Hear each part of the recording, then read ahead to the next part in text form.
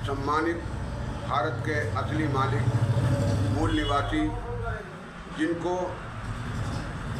अनुसूचित जाति, जनजाति, पिछड़ा वर्ग, जैन, बौद्ध, ईसाई, इस्लामी, सिख आदि, जिनको बहुजन समाज कहते हैं, सबको मेरा सादर हार्दिक नमस्कार। साथियों, जैसा कि आप जानते हैं, देखते हैं, सुनते हैं, भले ही आपको इसका एहसास हो या ना हो, भले ही आप इसके खुद भुक्तभोगी हो या ना हो, लेकिन ये कटु सत्य है कि हम सब किसी न किसी रूप में कहीं ना कहीं किसी भी प्रकार से 3.5% ब्राह्मणों के गुलाम हैं।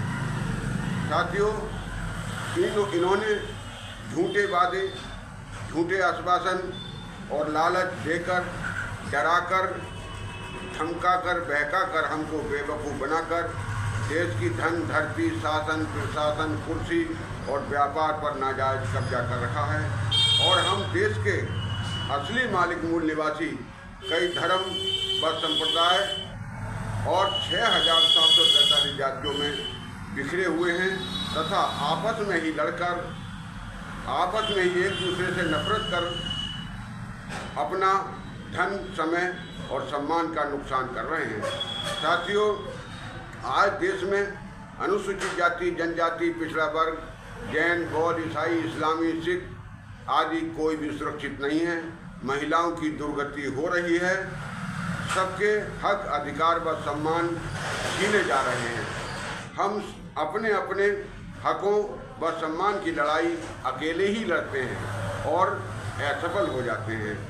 अब समय की पुकार है, अब समय की पुकार है कि हम सब संगठित होकर अपने हकों की लड़ाई, लड़ाई को इकट्ठे होकर, संगठित होकर लड़ें, एक दूसरे का साथ और सहयोग करें। साथियों, बाबा साहब भीमराव अम्बेडकर ने भारतीय संविधान लिख करके 26 जनवरी 1950 को तुम्हारे घोर अंधेरे को दूर कर दिया था, तुम्हारी नींद को तोड़ के तुम्हें जगा दिया था।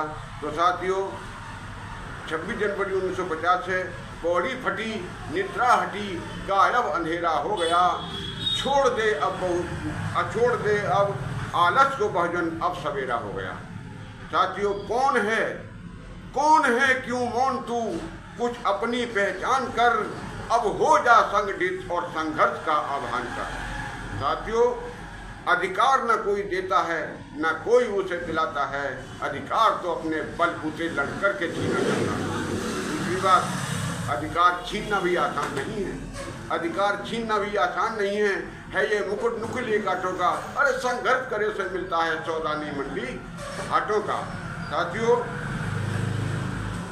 महाबोधि महाविहार बोध गया में बड़े पैमाने पर बहुत मजबूती के साथ आंदोलन चल रहा है, जिसका सारी दुनिया समर्थन कर रही है।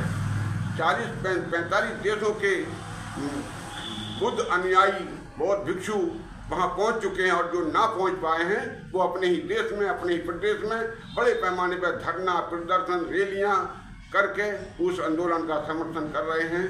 साथियों, तो हम रामपुर वालों का भी कर्तव्य बनता है।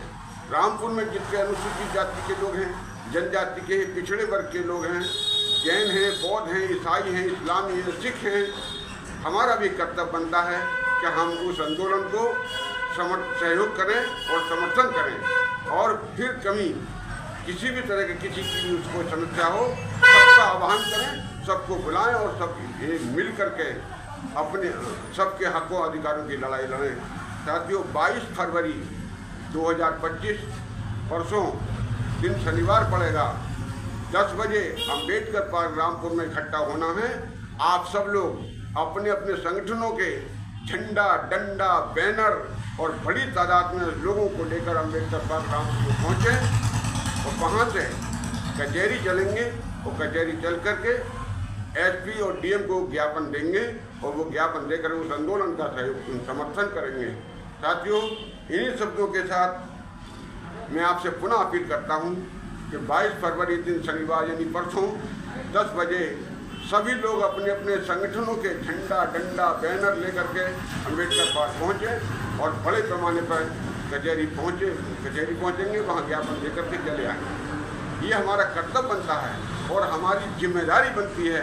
हम इस जिम्मेदारी को सच्ची लगन, मेहनत, ईमानदारी और वफादारी से पूरी तरह से निभाएंगे। इन्हीं शब्दों के साथ आप सबको नमो बुद्धाय, सत्यमेव जयते, जय मूल निवासी, जय भीम, जय संविधान, भारतीय संविधान का हमेशा कायम रहे।